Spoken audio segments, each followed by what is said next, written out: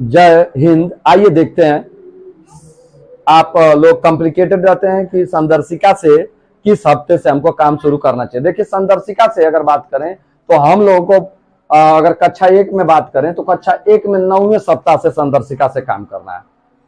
8 सप्ताह तक, 12 सप्ताह तक अगर बात करें तो स्कूल रेडीनेस की तरह काम करें, स्कूल रेडीनेस के अंडर काम करना है। उसमें वो तरीका दिया गया है कि क्या क्या तरीके से आप स्कूल रेडीनेस में, आपको ग्रुप के माध्यम से भेज दिया गया था कि स्कूल रेडीनेस के तहत प्रत्येक दिन का, प्रत्येक सप्ताह में प्रत्येक दिन का क्या क्या कार्य, कैसे कैसे कार्य है, वो आप लोगों को भेज दिया गया।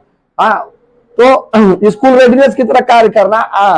इसके बाद 12 सप्ताह से, ये तो 1 से 12 मैंने बता दिया, स्कूल रेडीनेस 12 से 14 सप्ताह तक जो है आपको कक्षा 1 में बिग बुक से भी काम करना है, बिग बुक से काम करना है। तो ये हो गया। लेकिन संदर्शिका, हम बात कर रहे हैं संदर्शिका के, इधर हमने कक्षा लिख दिया, इधर कक्षा 1 2 3 निपुण यही तक है ना भाई, 3 तक इन बच्चों को निपुण बनाना है, क्लास 3 तक। इधर संदर्शिका लिखा, तो 8 सप्ताह तक के बाद 9वें सप्ताह से संदर्शिका से काम करना। देखिए, मैंने यहां पर लिख दिया 9वें सप्ताह से संदर्शिका से काम कर दिया, संदर्शिका से काम करना है। इसके बाद कक्षा 2 में, तो कक्षा 2 में आपको पहले सप्ताह से ही काम करना है। कक्षा 3 में भी पहले सप्ताह से ही कार्य करना, ये जान लीजिए। संदर्शिका से कक्षा 2 में पहले सप्ताह से ही काम करना है, संदर्शिका से कक्षा 3 में पहले सप्ताह से ही कार्य करना है। ये आकलनवारी कर रहे हैं, आकलनवारी कर रहे हैं कि साप्ताहिक आकलन आप देखेंगे थोड़ा छोड़ के करवा रहा है। छोड़ के इसलिए करवा रहा है कि कुछ बच्चा सीख ले। अब स्कूल रेडीनेस, बहुत लोगों के दिमाग में आता है कि स्कूल रेडीनेस क्या है। रेडीनेस का मतलब यह है कि स्कूल के लिए पूर्व तैयारी, यानी कि कुछ सिखा दे, वो कुछ सिखा दे, कुछ ऐसा चीज, कुछ ऐसी उसमें कविताएं दी गई हैं, कुछ ऐसे कार्य दिए गए हैं जिनके माध्यम से बच्चे को आगे की कक्षा के लिए या स्कूल के लिए तैयार किया जाता है, जो कि पूर्व कक्षा में वो नहीं सीख पाया या सीख भी पाया तो उसका रिवीजन भी हो जाएगा। और हमारे उत्तर प्रदेश के सरकारी विद्यालयों की बात करें तो बच्चे पूर्व की कक्षाओं में उतने अच्छे बेहतर तरीके से नहीं सीख पा रहे।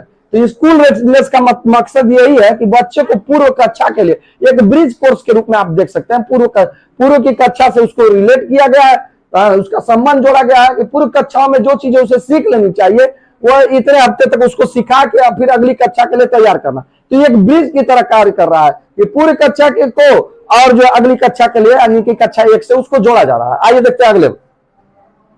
कक्षा 1 और 2 की पुस्तकों में, कक्षा 1 और 2 की भाषा और गणित की दोनों पुस्तकें जो है एनसीईआरटी द्वारा तैयार की गई हैं। कक्षा 1 और 2 की दोनों पुस्तकें भाषा और गणित।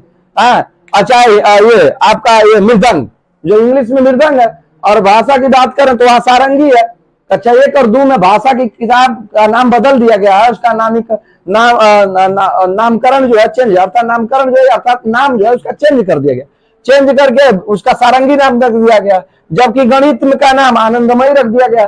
और जो भाषा सेकेंडरी भाषा आपकी है अंग्रेजी, जो द्वितीय भाषा है, सेकंड भाषा है, उसका नाम मृदंग रखा गया। तो यहाँ सारंगी बजा दिए और मृदंग बजाइए, दोनों वाद्य यंत्र के नाम है। भाई देखिए, जब सुनने में अच्छा पिक्चर उच्चर क्या होता है, उसमें गाना वाना दे देता है, उसमें खूब अच्छा अच्छा सीन दिखाता है, पिक्चर लगे रहते हैं। आप कितना भी नींद आपको लगी टूट जाएगी, नींद लग रही है ना दीदिया तो टूट जाएगी। जो खींचता है तो नाम भी ऐसा होगा जो खींचे तो नमो पहले खींच रहा है, नाम ऐसा रखा है जो बच्चों को आकर्षित करे, अट्रैक्ट करे, है ना, उनको सम्मोहित करे, नाम अच्छा रखा गया। यहाँ सारंगी और मृदंग अगर आप देखेंगे दोनों भाषा, हिंदी में सारंगी और मृदंग बजाए सारंगी बजाए, और गणित की प्राप्ति आनंदमयी तरीके से गणित वो सीख जाएगा। जस्ट पर जो मजाक के लिए मैं कर रहा हूं। तो ये एनसीईआरटी द्वारा तैयार की गई है। कक्षा 1 2 के भाषा और गणित दोनों किताबें, हिंदी और मैथ दोनों किताबें एनसीईआरटी द्वारा, राष्ट्रीय शैक्षिक अनुसंधान एवं प्रशिक्षण परिषद, national council of educational research and training. जबकि अगर आप देखें, लेकिन इन पुस्तकों में कक्षा 1 और 2 की, चाहे गणित की पुस्तक हो चाहे हिंदी की पुस्तक हो, उनमें उत्तर प्रदेश के प्रसंगों को ध्यान रखते हुए वहां पर कुछ कंटेंट, कुछ पिक्चर्स जो है उत्तर प्रदेश के प्रसंगों को ध्यान रखते हुए, उसके सामाजिक सांस्कृतिक मूल्यों को ध्यान रखते हुए, परंपराओं को ध्यान रखते हुए, त्योहारों को ध्यान रखते हुए वहां पर आप देखेंगे तो कुछ पुस्तक में इस तरह के जो चित्र जो है आपको थोड़ा बदले हैं। उत्तर प्रदेश के प्रसंगों को ध्यान में रखते हुए इसमें इन किताबों में थोड़ा चेंजेस लाया गया है। और मैंने बता दिया सामाजिक और सांस्कृतिक जो यहाँ पर हमारे उत्तर प्रदेश में जो सामाजिक और सांस्कृतिक जो चीजें हैं उससे कंटेंट को लिया गया है, उसके पिक्चर को लिया गया ताकि बच्चे जो है उनसे जो है अपना संबंध स्थापित करते हुए नए ज्ञान को सीख सकें। कक्षा 3 में वही पुरानी पुस्तक यह CERT द्वारा तैयार की गई है, राज्य शैक्षिक एवं अनुसंधान प्रशिक्षण, और ये पूर्व की भांति वही पुस्तक है, नई पुस्तक नहीं है जिसका नाम पंखुड़ी है, उससे कार्य किया जाएगा। अगर आप संदर्शिका की बात करें तो संदर्शिका में चाहे गणित हो, चाहे हिंदी हो, चाहे भाषा हो, चाहे आपकी मैथ्स हो, भाषा में हिंदी और गणित, मैथ्स में गणित की बात करें तो संदर्शिका में 13वें और 20वें सप्ताह में, यानी कि भाषा और गणित में दोनों में, भाषा में भी 13वें सप्ताह में शाब्दिक आकलन होगा और गणित में भी 13वें सप्ताह में अशाब्दिक आकलन होगा, और उसी तरह 20वें हफ्ते में भी शाब्दिक आकलन होगा दोनों में। अब ये बहुत लोग कॉम्प्लिकेटेड रहते हैं, शाब्दिक आकलन क्या? अरे भाई आप देखते नहीं है, आप देखते नहीं है। अगर आप पाठ्य पुस्तिकाओं को देखेंगे तो वहां पर शाब्दिक आकलन लिखा हुआ है, वो एक रिवीजन है। यहाँ पिछले हफ्ता 13 के पहले जितना हफ्ता आपने कार्य किया 13वें हफ्ता में उसका रिवीजन है, पुनरावृत्ति उसमें दिया गया, उस हिसाब से उसको तैयार किया गया है उस आकलन प्रपत्र को। तो वहां पर शाब्दिक आकलन आपको लिखा हुआ मिल जाएगा।